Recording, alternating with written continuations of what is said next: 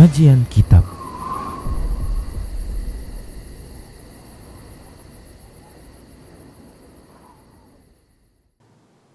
Bismillah, assalamualaikum warahmatullahi wabarakatuh.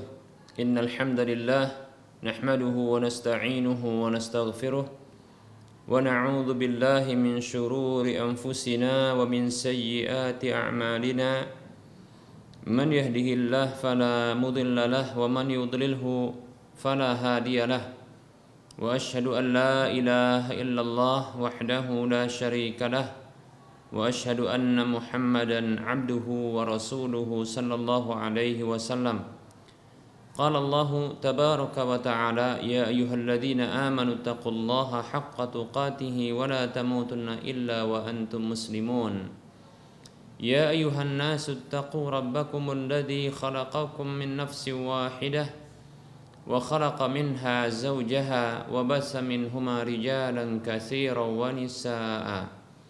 Wattaqullaha alladzi tasaaluna bihi wal arham innallaha kana 'alaikum raqiba. Ya ayyuhalladzina amanu taqullaha wa qulu qawlan sadida yuslih lakum a'malakum wa yaghfir lakum dhunubakum wa man yuti'illaha wa rasulahu faqad faza fawzan 'azima. Amma ba'd. Fa inna asdaqal hadits kitabullah wa khairal huda huda Rasulillah sallallahu alaihi wasallam wa syarrul umuri muhdatsatuha wa kullu muhdatsatin bid'ah wa kullu bid'atin dhalalah wa kullu dhalalatin finnar. Para pemirsa Rosyad TV dan para pendengar Radio Medan Mengaji di mana saja Anda berada, rahimani wa rahimakumullah. Alhamdulillah, kita bersyukur kepada Allah atas semua nikmat-Nya. Salawat serta salam tak lupa kita ucapkan untuk Rasulullah sallallahu alaihi wasallam. Para hamba Allah rahimani wa rahimakumullah, kita lanjutkan pembahasan kitab Minhajul Muslim, masih dalam bab akidah, dan kita saat ini akan membahas sikap seorang muslim terhadap pemimpin kaum muslimin, pemimpin dan penguasa kaum muslimin. Baik para hamba Allah rahimani wa rahimakumullah, sesungguhnya perkara ini termasuk bagian dari akidah. Disebabkan karena ada kelompok yang menyimpang dari barisan kaum muslimin, disebabkan karena keyakinan mereka yang juga menyimpang, yaitu pemerintah kaum muslimin apabila jatuh ke dalam kesalahan dan dosa, maka ini akan menyebabkan kekafiran. Demikian pula kaum muslimin seluruhnya. Nah, mereka lah kelompok yang disebut oleh para ulama dengan al-khawarij. Khawarij, orang yang keluar dari ketaatan, orang-orang yang keluar dari ketaatan kepada pemerintah, keluar dari ketaatan kepada pemerintah. Baik para hamba Allah rahimani wa rahimakumullah. Oleh karenanya para ulama memasukkan pembahasan ini ke dalam permasalahan akidah, karena penyimpangan mereka ini atas dasar penyimpangan akidah, meyakini bahwasanya pemimpin apabila berhukum dengan hukum selain Allah maka mutlak kafir bagi mereka, halal darahnya dan halal pula hartanya. Demikian. Dan siapa saja yang setuju dengan mereka maka dia pun sama dihukumi kafir pula. Bagi mereka demikian adanya. Baik para hamba Allah rahimani wa rahimakumullah. Nah, pentingnya kita mempelajari hal ini, mengenali hal ini, bahwasanya sikap seorang muslim terhadap pemimpin, para pemimpin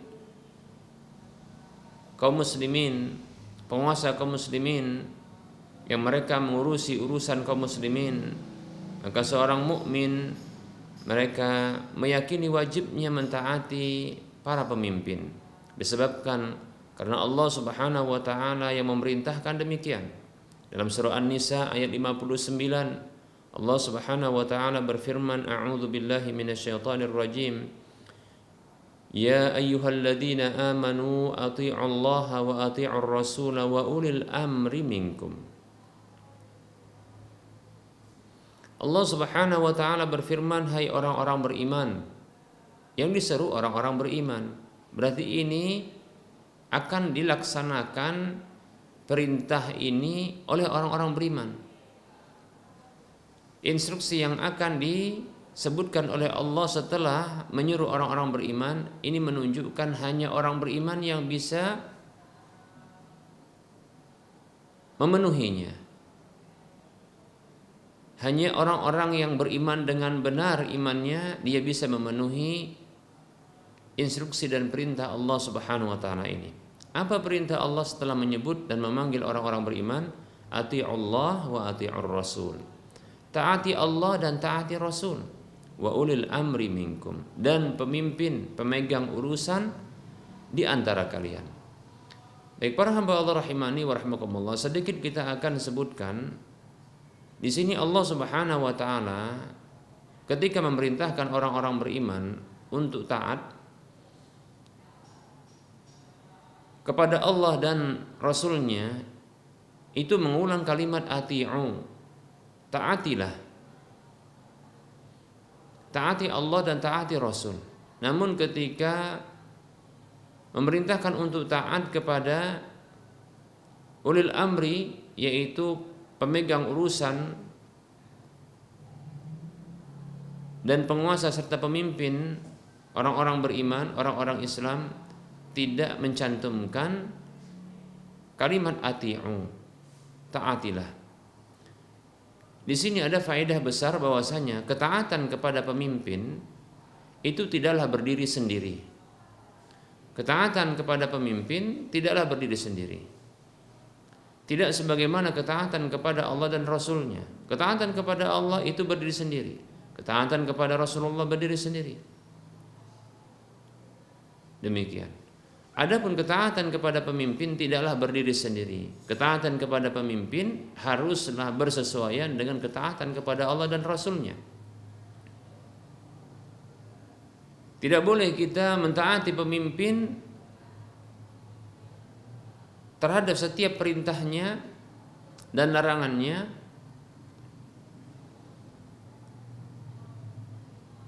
kecuali bersesuaian dengan ketaatan kepada Allah dan Rasulnya. Kecuali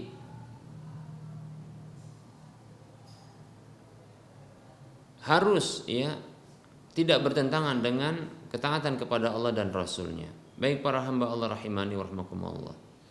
Namun apabila ada ketaatan kepada pemimpin sementara ketaatan tersebut bertentangan dengan ketaatan kepada Allah dan Rasulnya, maka itu ketaatan yang keliru. Tidak boleh mentaati siapapun selain Allah termasuk pemimpin. Tidak boleh mentaati siapapun selain Allah dan Rasulnya ketika bertentangan dengan ketaatan kepada Allah dan Rasulnya. Tidak ada ketaatan kepada siapapun di dalam bermaksiat kepada Allah dan Rasulnya. Demikian para hamba Allah rahimani wa rahimakumullah. Karena Rasulullah SAW bersabda, Innamat ta'atu fil ma'ruf, dalam sebuah hadis yang diriwayatkan oleh Imam Bukhari dan Muslim. Tidak ada, sesungguhnya ketaatan itu hanyalah di dalam hal-hal yang baik.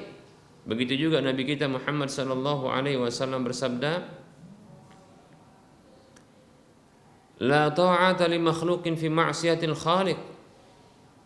Tidak ada ketaatan kepada satu makhluk pun di dalam bermaksiat kepada Al-Khaliq.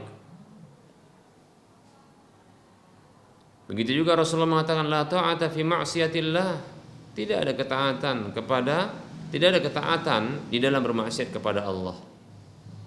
Yang wajib ditaati adalah yang menciptakan kita, bukan yang ngurusin kita.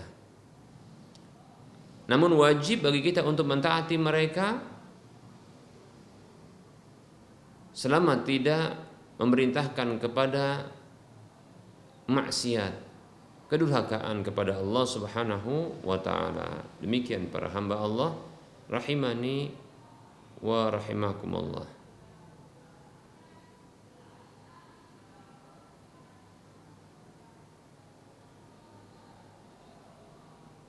Allah Subhanahu wa taala perintahkan kita untuk taat kepada pemimpin. Allah Subhanahu wa taala perintahkan kita untuk taat kepada pemimpin. Tapi ketaatan tersebut harus terlepas dari kemaksiatan. Maksudnya adalah ketaatan tersebut tidak mengandung kemaksiatan kepada Allah dan Rasul-Nya. Allah berfirman dalam surah An-Nisa 59 sudah kita sebutkan. Berikutnya Rasulullah Shallallahu Alaihi Wasallam bersabda,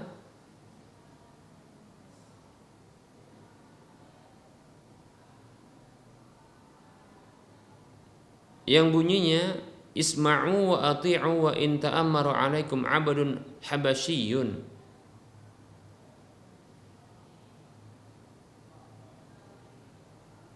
Hadis riwayat Bukhari, kata Nabi Shallallahu Alaihi Wasallam, taati, dengar dan taatilah. Maksudnya adalah pemimpin tersebut. Dengar dan taatilah. Walaupun yang memerintahkan kalian itu adalah seorang budak Habasyah, yaitu seorang budak yang dia berasal dari Habasyah, orang-orang Afrika yang berkulit hitam. Baik para hamba Allah rahimani wa rahimakumullah, Rasulullah perintahkan kita untuk mendengar dan taat. Walaupun dia memiliki kekurangan dan kesalahan, ataupun memiliki kejelekan. Bahkan di dalam pemerintahannya ada keburukan-keburukan. Rasulullah memerintahkan taatilah, dengar dan taatilah, walaupun yang memerintahkan kalian itu adalah seorang budak hamba sahaya. Baik para hamba Allah rahimani warahmatullah, ungkapan budak hamba sahaya ini menunjukkan bahwasanya cara untuk mendapatkan kepemimpinan ketika itu dengan cara yang batil. Karena seorang budak tidak boleh untuk menjadi pemimpin. Seorang budak adalah orang yang dikuasai tuannya. Namun Rasulullah tetap memerintahkan untuk mendengar dan taat tatkala dia jadi pemimpin, menunjukkan cara dia untuk mengambil kepemimpinan tersebut dengan cara yang tidak benar. Apakah melakukan kudeta bersama dengan para budak-budak hamba sahaya yang lainnya? Baik para hamba Allah rahimani wa rahimakumullah.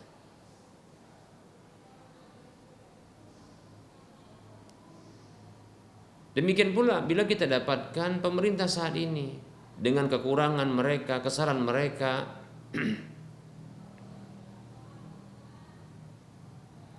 tetap wajib bagi kita untuk mendengar dan taat.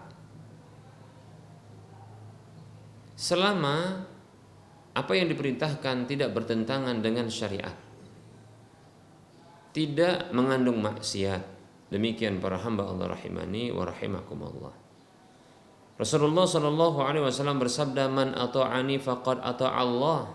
Siapa saja yang taat kepadaku maka sungguh dia telah taat kepada Allah. Wa man asani faqad asallah.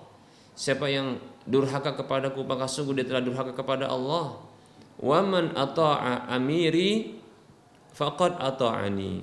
Dan siapa saja yang taat kepada pemimpinku, maksudnya orang-orang yang menjadi khalifah pemimpin semasa Rasulullah, setelah wafatnya Rasulullah sallallahu alaihi wasallam, faqad ata'ani, maka sungguh dia telah taat kepadaku. Wa man asa amiri faqad asani. Dan siapa saja yang durhaka kepada pemimpinku maka sungguh dia telah durhaka kepadaku. Hadisnya diriwayatkan oleh Imam Bukhari. Wajib untuk taat kepada para pemimpin. Baik para hamba Allah rahimani wa rahimakumullah. Ya. Tapi tidak boleh untuk mentaati mereka di dalam bermaksiat kepada Allah Subhanahu wa taala. Karena ketaatan kepada Allah Subhanahu wa taala lebih didahulukan ketimbang ketaatan kepada siapapun dari makhluknya. Allah berfirman, "Wala ya'sinaka fi ma'ruf."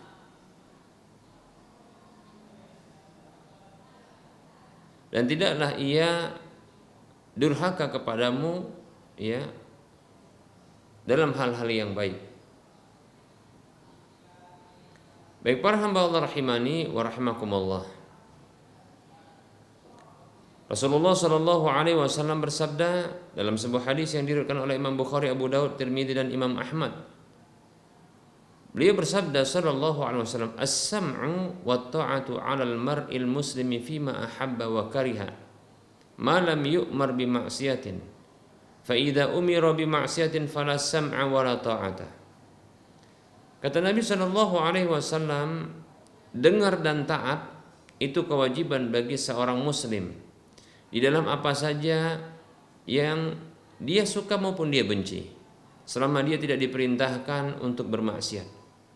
Maka apabila dia diperintahkan untuk bermaksiat, maka tidak ada kewajiban mendengar terhadap perintah yang bermaksiat itu, perintah yang mengandung maksiat. Begitu juga tidak ada ketaatan dalam perintah yang mengandung maksiat tersebut. Demikian. Ya. Jadi ketaatan kepada pemimpin itu tidak bersendirian, ya. Tidak terpisah menyendiri, namun dia harus mengikuti ketaatan kepada Allah dan Rasul-Nya. Baik para hamba Allah rahimani wa rahimakumullah.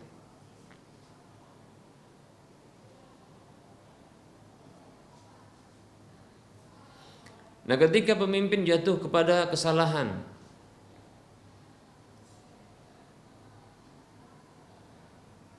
ketika pemimpin melakukan kekeliruan, tatkala pemimpin berkubang kemaksiatan,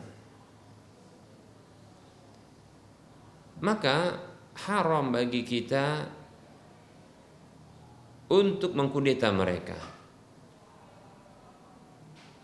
melakukan perlawanan terhadap mereka, atau mempublikasikan kemaksiatan dan kedurhakaan mereka. Karena hal ini akan memicu munculnya provokasi, akan memprovokasi massa, yang dengan hal itu maka rakyat tak lagi taat kepada mereka. Yang ada malah ini bisa memicu munculnya kudeta, perlawanan rakyat terhadap pemerintahnya. Maka hendaklah mereka bersabar, karena sesungguhnya keluar dari ketaatan mereka, padahal yang diperintahkan adalah bukan maksiat, bukan kemaksiatan, bukan kedurhakaan. Yang diperintahkan oleh mereka kepada rakyat mereka adalah kebaikan dan kemaslahatan untuk mereka. Maka tidak boleh ya untuk menentang pemimpin walaupun mereka jatuh ke dalam kesalahan dan kekeliruan. Nabi kita Muhammad SAW bersabda, "Man kariha min amirihi syai'an falyasbir, fa innahu man kharaja minas sultani shibran mata mitatan jahiliyatan." Kata Nabi SAW, siapa saja membenci dari pemimpinnya satu hal, siapa saja membenci satu hal dari pemimpinnya, maka hendaklah dia bersabar. Karena sesungguhnya orang yang keluar dari ketaatan pemimpin sejengkal saja, maka Bila dia mati, maka matinya adalah mati jahiliyah. Lihat, ya. Diancam oleh Nabi SAW, orang yang keluar dari ketaatan terhadap pemimpin ini akan menyebabkan ia bisa mati jahiliyah. Baik para hamba Allah rahimani wa rahimakumullah. Pemimpin juga manusia biasa. Pemimpin juga adalah termasuk hamba seperti kita, sangat mungkin untuk jatuh kepada salah dan dosa. Maka bersabar kita, sebagaimana barangkali ada orang-orang yang bersabar di sekitar kita ketika kita jatuh ke dalam dosa. Mereka bisa bersabar terhadap kita.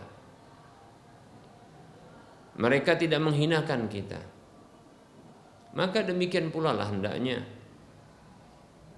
tatkala kita jatuh ke dalam dosa, lalu ada orang-orang yang sabar terhadap kita, bahkan menasihati kita, tidak membenci kita, bahkan menolong kita untuk berhenti dari dosa tersebut, maka ini yang kita inginkan. Maka hendaklah demikian pula kita berlakukan terhadap pemimpin kita. Kita berlakukan hal yang demikian terhadap pemimpin kita. Jangan hinakan mereka.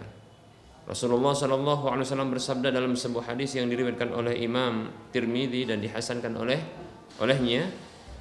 Beliau SAW bersabda, man ahana sultana ahanahullahu. Siapa saja yang menghinakan pemimpin, maka Allah Subhanahu wa taala menghinakannya. Lihat, ya. Karena sesungguhnya menghinakan pemimpin, maka ini akan membuat kekacauan yang besar. Ini akan memunculkan kemudaratan yang besar, kerusakan yang besar. Akan bangkit masyarakat, akan bangkit rakyat memberontak kepada pemimpin mereka. Yang terjadi adalah kerusakan, karena pemimpin tentunya akan mempertahankan kedudukannya. Demikian. Dan terjadi pembunuhan di mana-mana tentunya. Karena peperangan tidak bisa dihindarkan, perlawanan tidak bisa dihindarkan. Demikian. Kematian seorang mukmin muslim mati di jalanan. Demikian. Bahkan pemimpin mungkin dia akan semakin beringas mencari tokoh-tokoh yang menjadi provokator terhadap perlawanan tersebut dan pemberontakan tersebut. Andaikan mereka bersabar, maka tidak akan terjadi demikian. Bersabar, sebagaimana orang-orang sekitar kita bersabar terhadap kekurangan dan kesalahan kita, begitu. Lebih-lebih pemimpin, dia punya kekuatan, bukan disebabkan karena kita takut terhadap mereka, bukan.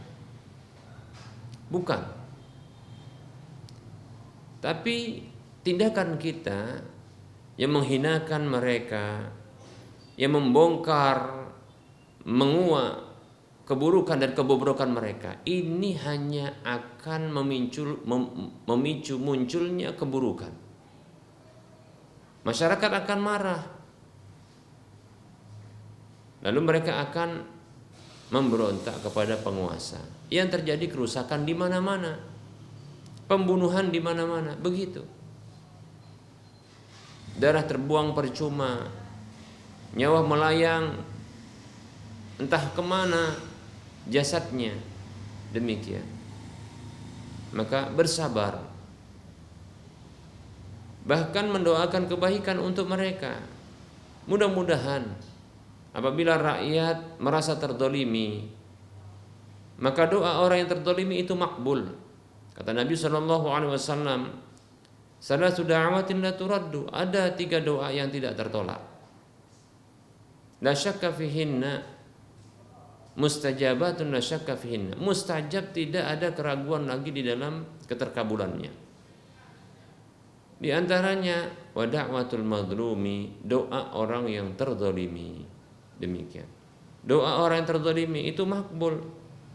Ketika mereka terzalimi, dizalimi oleh penguasa, atau ada kesalahan mereka, para penguasa tersebut, maka berdoa untuk kebaikan mereka. Oleh karenanya di antara doa para salaf atau ungkapan para salaf, mereka mengatakan, andaikan aku memiliki doa yang makbul, tentu aku akan arahkan doa tersebut untuk penguasa. Kenapa? Kalaulah doa tersebut makbul untuk kebaikan penguasa, kalau baik penguasanya, maka ini akan memberikan kebaikan kepada rakyatnya seluruhnya. Tapi kalau doa-doa keburukan untuk penguasa, yang ada hanyalah keburukan pula untuk rakyatnya. Demikian para hamba Allah rahimani wa rahimakumullah. Maka doakan kebaikan untuk mereka, kelurusan, diberi taufik oleh Allah, dan penjagaan dari setiap keburukan, begitu, agar mereka malah menjadi baik. Ya. Doakan para penguasa agar tidak jatuh ke dalam kesalahan-kesalahan, kesesatan. Doakan penguasa agar mereka tidak condong kepada orang-orang yang mengkerdilkan umat Islam, begitu, yang merugikan ya kepentingan umat Islam. Maka doakan kebaikan untuk mereka, karena kekuasaan itu ada pada mereka. Demikian. Bukankah tatkala kita jadi pemimpin, kita senang ketika kita salah, ada yang mendoakan kita, ada yang tidak menjelek-jelekkan, membongkar kedok kita dan kesalahan kita. Kita senang, kita ingin ketika kita jadi penguasa, tidak ada yang memberontak kepada kita, malah mendoakan kebaikan untuk kita, bahkan datang memberikan nasihat kepada kita, ya, tanpa menghinakan kita, tanpa merendahkan kita, bahkan memuliakan kita. Masya Allah, ya. Demikian memang agama kita diajarkan oleh Rasulullah Sallallahu Alaihi Wasallam. Kata Nabi Sallallahu Alaihi Wasallam, ad-dinun nasihah. Agama itu nasihat. Agama ini, agama Islam itu nasihat, yaitu berisi ketulusan. Nasihat itu dikatakan nasihat karena berasal dari kata an-nushu, yaitu ketulusan. Maka para sahabat bertanya, liman ya Rasulullah, untuk siapa ya Rasulullah ketulusan itu? Qala, Rasulullah bersabda sallallahu alaihi wasallam, lillahi, untuk Allah, tulus untuk Allah. Wa li kitabihi, untuk kitab Allah. Wa li rasulihi, untuk utusan Allah. Wali a'immatil muslimin, dan ketulusan itu untuk para pemimpin kaum muslimin, wa ammatihim, dan rakyat kaum muslimin seluruhnya. Baik, para hamba Allah rahimani rahimakumullah. Maka ketika kita memberikan nasihat, ini hadisnya diriwayatkan oleh Imam Muslim. Ketika kita memberikan nasihat kepada pemimpin, maka itu atas dasar ketulusan. Dan ketika kita jadi pemimpin, begitu senangnya kita menerima orang-orang yang datang dengan ketulusan mereka untuk memberikan nasihat kepada kita, mendoakan kebaikan untuk kita, ya. Tidak membongkar kesalahan-kesalahan kita, kebobrokan kita. Tentu kita senang. Cobalah Anda berpikir demikian. Kadang kita ini heran, ya, dengan sebagian orang yang suka membongkar kedok atau membongkar kesalahan-kesalahan pemimpin. Ketika dia jadi rakyat, suka dia itu membongkar kesalahan pemimpin. Ketika yang membongkar ini jadi rakyat. Tapi anehnya ketika orang yang membongkar kesalahan pemimpin sudah tak lagi jadi rakyat, malah dia jadi pejabat di pemerintahan setempat. Ketika ada orang yang membongkar kebobrokannya, dia tak sependapat, ya.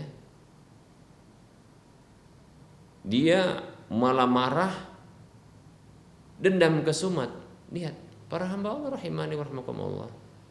Ini tidak adil, ini tidak fair, ya.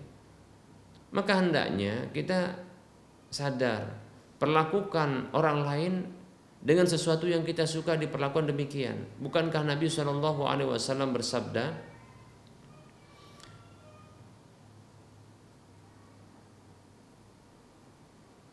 Man arada an yuzahzah 'anil nar, man ahabba an yuzahzah 'anil nar wa an yudkhalal jannata falta'tihi maniyatuhu wa huwa yu'minu billahi wal yawmil akhir wa huwa yu'minu billahi wal yawmil akhir wal ya'ti ilan nasi alladhi yuhibbu an yu'ta ilaihi atau kama qala sallallahu alaihi wasallam. Ini hadis riwayat Muslim. Kata Nabi sallallahu alaihi wasallam, siapa saja yang suka dia diselamatkan dari neraka dan dimasukkan ke dalam surga, maka hendaklah tatkala kematian itu datang kepadanya, ia beriman kepada Allah dan hari akhir, dan hendaklah berikutnya, dan hendaklah dia memperlakukan manusia dengan apa saja yang ia suka diperlakukan demikian, dengan cara yang sama. Baik para hamba Allah rahimani wa rahmakumullah, seperti itu. Ya. Ini logis kita katakan ya, mudah untuk diterima oleh akal kita. Maka hendaknya ya kita doakan ya. Tapi aneh ketika kita menyampaikan demikian, kita dianggap sebagai penjilat penguasa. Ketika kita menyampaikan demikian, kita dianggap sebagai ya orang-orang yang menginginkan kedudukan di sisi penguasa. Masya Allah ya. Kita nggak pernah ketemu dengan penguasa secara khusus ya, tidak pernah. Mereka juga nggak pernah ketemu dengan kita. Lalu bersepakat untuk ya mendukung mereka, tidak. Agama kita yang memerintahkan demikian untuk kemaslahatan yang besar, untuk menghilangkan mafsadat kerusakan yang besar itu, ya. Dan kita sadarkan kaum muslimin seluruhnya tentang sesuatu hal ini secara logika, ditinjau dari akal manusia yang bisa dan mudah untuk diterima secara logika, bahwa ketika kita jadi pemimpin, kita suka saat kita memiliki salah dan dosa menjadi pemimpin, rakyat kita itu tidak membongkar kebobrokan kita. Mereka tidak mengkudeta, tidak memberontak kita. Mereka datang malah mendoakan kebaikan untuk kita. Bahkan sebelumnya juga demikian, tanpa di hadapan kita. Dia doakan kebaikan untuk kita. Kelurusan untuk kita didoakannya. Penjagaan dari keburukan itu didoakan untuk kita. Kebaikan untuk kita itu didoakan ya olehnya. Bahkan dia datang memberikan nasihat tanpa menghinakan kita, bahkan memuliakan kita. Masya Allah, sungguh senang kita demikian. Ya, barangkali nasihat seperti ini pula lah yang akan masuk ke dalam hati, relung hati kita, sehingga kita sebagai penguasa sangat mungkin untuk memberlakukan nasihat itu. Ya, karena kita menyadari kita salah, kan begitu ya. Baik para hamba Allah rahimani wa rahmakumullah. Nah, orang-orang seperti ini yang kita harapkan.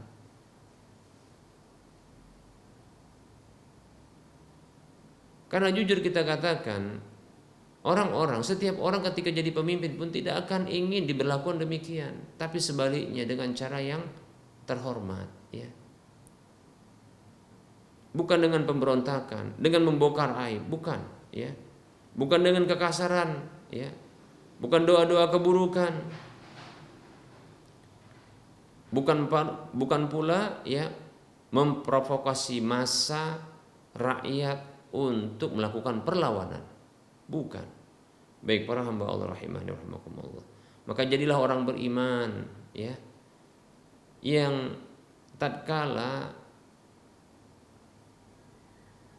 jadi rakyat bisa memposisikan sebagai rakyat, dan ketika jadi pemimpin bisa memposisikan sebagai pemimpin. Demikian, seperti itu. Dan bisa mempertimbangkan apa yang mestinya dilakukan oleh rakyat terhadap pemimpinnya. Dan dia bisa menilai apa yang diinginkan ketika jadi pemimpin dari rakyatnya. Maka hendaknya ketika dia jadi rakyat, jadilah rakyat yang baik. Ketika jadi pemimpin yang baik. Jangan pula ketika jadi rakyat yang buruk. Ketika jadi pemimpin yang buruk. Masya Allah, ini yang luar biasa ini. Ya, baik para hamba Allah rahimani wa rahimakumullah. Baik, berikutnya para hamba Allah rahimani wa rahimakumullah. Ya. Hendaknya seorang mukmin yang mereka berjihad bersama dengan pemimpin mereka, bukan berjihad sendiri, ya. Begitu juga sholat di belakang mereka. Andaikan ada pemimpin yang memimpin sholat, maka sholat di belakang mereka. Demikian, ya. Walaupun mereka melakukan kefasikan, yang melanggar keharaman-keharaman yang dibawa derajat kekufuran, ya. Berdasarkan sabda Nabi SAW, tatkala ada yang bertanya kepada beliau SAW tentang ketaatan kepada pemimpin yang buruk, maka Rasul mengatakan, isma'u wa ati'u fa inna ma'alaikum ma hummilu wa 'alaikum ma hummiltum. Isma'u wa ati'u, dengar dan taatilah oleh kalian, fa inna ma'alaihim ma hummilu, sesungguhnya, ya, mereka akan menanggung apa yang mereka telah tanggung, wa 'alaikum ma humiltum, dan kalian menanggung apa yang kalian tanggung. Demikian. Hadis riwayat Muslim.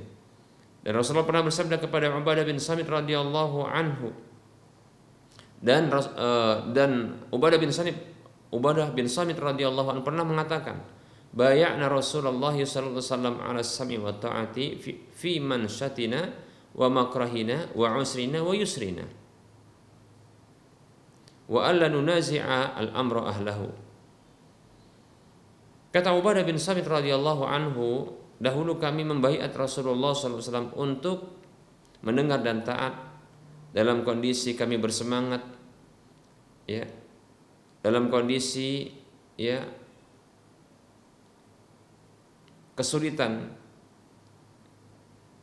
dan dalam kondisi lapang, dan agar kami tidaklah mengkudeta atau mengambil secara paksa sesuatu dari pemiliknya. Qala, Rasulullah bersabda, illa antarau kufran bawahan indakum fihi minallahi burhan, kecuali apabila kalian melihat kekufuran yang nyata di sisi kalian yang padanya ada keterangan dari Allah Subhanahu wa taala. Hadisnya riwayat Muslim.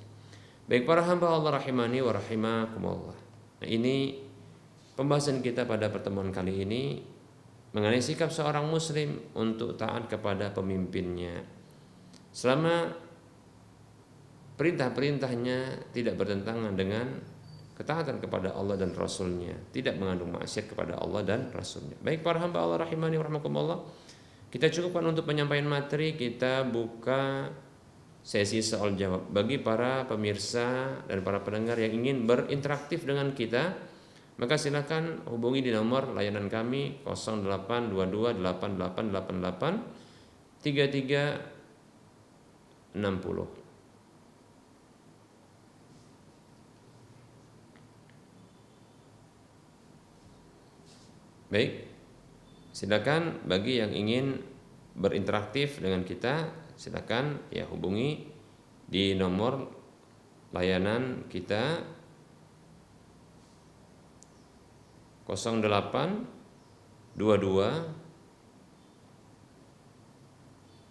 88886630 ya, 6630. Baik, bisa di nomor yang sama untuk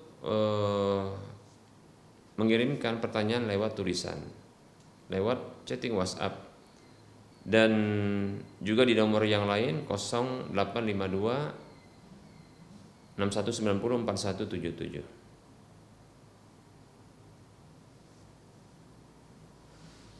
Baik, ada pertanyaan. Bismillah, Ustadz mau bertanya tentang warisan. Si A meninggal dunia. Dulu si A menikah dengan si B, mempunyai anak 4, 1 laki-laki dan 3 perempuan. Kemudian bercerai, lalu menikah dengan si C. dan punya anak satu perempuan. Si A meninggalkan harta 700 juta. Dan sebelumnya si A dapat warisan sebidang tanah dari ibunya. Bagaimana pembagian warisannya? Dan apakah si C berhak atas warisan dari si ibu si A itu, dari ibu si A tersebut? Syukran. Baik ya.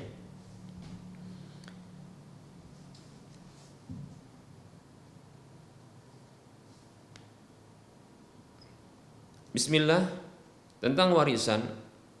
Apabila ada seseorang yang meninggal dunia, maka hendaknya pertama sekali yang diselesaikan adalah hutang-hutangnya, baik itu hutang kepada Allah maupun hutang terhadap manusia.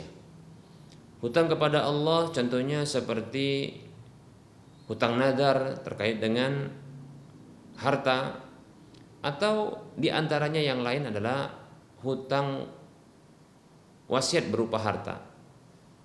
Seperti contohnya wasiat ingin berinfak, bersedekah, dan ini tidak boleh lebih daripada sepertiga harta, demikian. Begitu juga hutang kepada sesama manusia, maka harus wajib segera diselesaikan sebelum dibagi warisan. Karena sesungguhnya Rasulullah bersabda sallallahu alaihi wasallam, nafsul mu'mini mu'allaqatun bidainihi hatta yuqda anhu. Jiwa seorang mukmin itu terkatung-katung dengan hutangnya sampai dibayarkan, demikian. Ya, diselesaikan hutangnya dan wasiatnya sebelum dibagi warisan. Min ba'di wasiyatin tusuna biha audain. Pembagian warisan itu setelah wasiat yang kalian berwasiat dengannya atau hutang yang dibayarkan, demikian ya. Baik ya, untuk penyelesaian warisan setelah dibayarkan hutang dan wasiat, maka dilihat siapa saja menjadi ahli waris. Dalam kasus yang ditanyakan ini, ya, mantan istri yaitu si B itu tidaklah berhak terhadap harta. Adapun si C, istri yang kedua yang dinikahi kali kedua dan masih berstatus istri, maka ini termasuk ahli waris.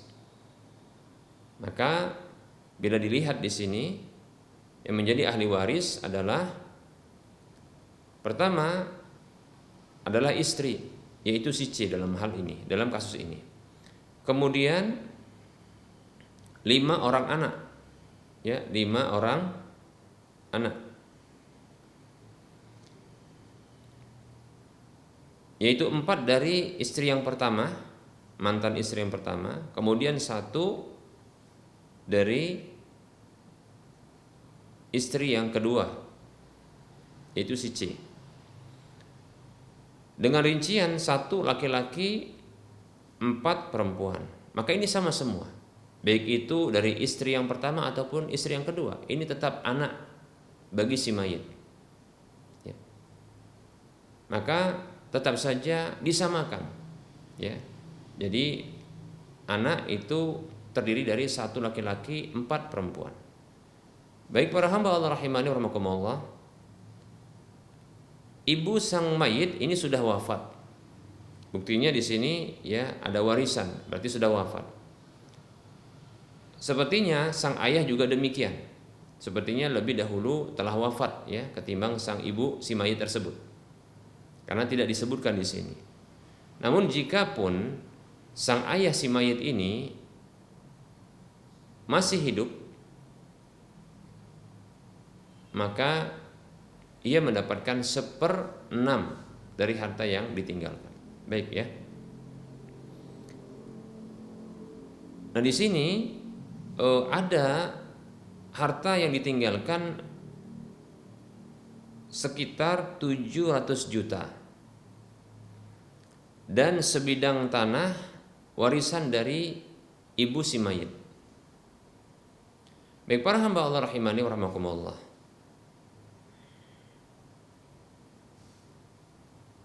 Bahagian ahli waris yang sudah kita sebutkan tadi, maka istri mendapatkan, yaitu si C dalam hal ini, istri yang kedua yang dinikahi kedua kali, ya, maksudnya di kali kedua, si C itu mendapatkan 1/8 karena ada anak-anak, 1/8 dari harta warisan. Tadi sudah kita sebutkan harta warisan tersebut adalah 700 juta, kemudian sebidang tanah. Hanya saja sebidang tanah ini, apakah ini sudah menjadi hak si mayit ataukah tidak? Apakah di sana masih ada hak ahli waris dari ibu sang mayit tersebut? Sepertinya barangkali di sini sudah menjadi ahli waris, ya, menjadi harta warisan, ya, milik dari sang mayit, ya. Baik, maka sang istri, yaitu si C, istri si mayit ini, si C, itu mendapatkan 1/8 dari 700 juta dan 1/8 dari sebidang tanah peninggalan ibu si mayit.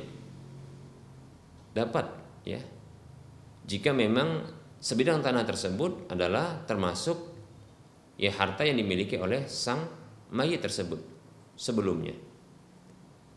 Kemudian jika ayah dari si mayit masih hidup, maka 1/6 juga diarahkan kepada sang ayah jika ada, ya, jika ada sang ayah tersebut. 1/6 dari 700 juta dan 1/6 dari sebidang tanah tersebut. Baik, sisa dari harta tersebut yang sudah diserahkan kepada, ya, sang istrinya, yaitu si C, dan ayah si mayit, begitu. Sisa kalau ada ayah si mayit. Sisanya maka dibagi kepada anak-anak dan dihabiskan kepada mereka dengan pembahagian, ya, sisanya itu dibagi 6 karena anak laki-laki itu mendapatkan 2 kali bagian anak perempuan, maka dibagi 6, sisanya dibagi 6. 2 bahagian diambil oleh anak laki-laki dan sisanya masing-masing, ya, 1 bahagian diambil oleh anak perempuan, ya.